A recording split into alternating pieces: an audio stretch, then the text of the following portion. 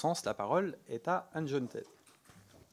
Merci, Monsieur le Président. Monsieur le Ministre, merci beaucoup pour vos propos très éclairants et qui m'invitent à soulever plusieurs points, notamment sur ce qu'on appelle la résilience nationale et plus particulièrement, j'aurais voulu insister sur le rôle que peut jouer notre jeunesse dans notre résistance nationale, car notre jeunesse, c'est notre pays demain. Donc elle aussi doit être associée à cette ambition de résilience nationale.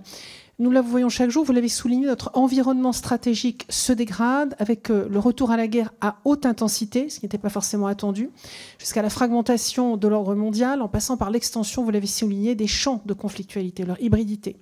Dans ce contexte, la notion de résilience est absolument centrale. Elle avait été définie dans le livre blanc de 2008, et puis en 2022, dans la stratégie nationale de résilience, elle a à nouveau été bien décrite. Et on pose à ce moment-là les jalons d'une véritable préparation à la matière autour de 3 objectifs stratégiques que je voudrais rappeler. D'abord, préparer en profondeur l'État aux crises. Le deuxième élément, c'est de développer les ressources humaines et les capacités matérielles pour y faire face. Et enfin, en troisième point, adapter la communication publique aux enjeux de résilience. Et là, je pense que nos armées ont un rôle à jouer en communiquant peut-être un petit peu plus. Elles le font pas mal, mais on peut peut-être aller un peu plus loin. Notre principal défi réside donc dans le fait que cet esprit de défense, il n'est pas inné. Pas plus chez nous que dans notre jeunesse. Il doit se cultiver auprès de chaque citoyen, et cela dès le plus jeune âge, pour permettre à la défense de la nation par la nation. Et ça démarre donc avec notre jeunesse. La jeunesse, je sais, est au cœur même des objectifs. Vous en avez rappelé quelques éléments que vous vous êtes fixés, avec notamment le sujet de l'attractivité des métiers de la défense, la transmission d'une culture de défense, le développement de la citoyenneté, la contribution à la cohésion de la nation.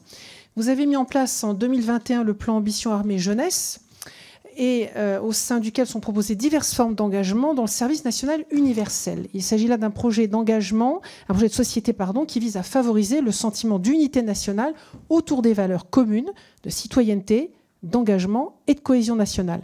Et c'est le 16 janvier dernier que le président de la République disait vouloir même aller vers sa généralisation en classe de seconde.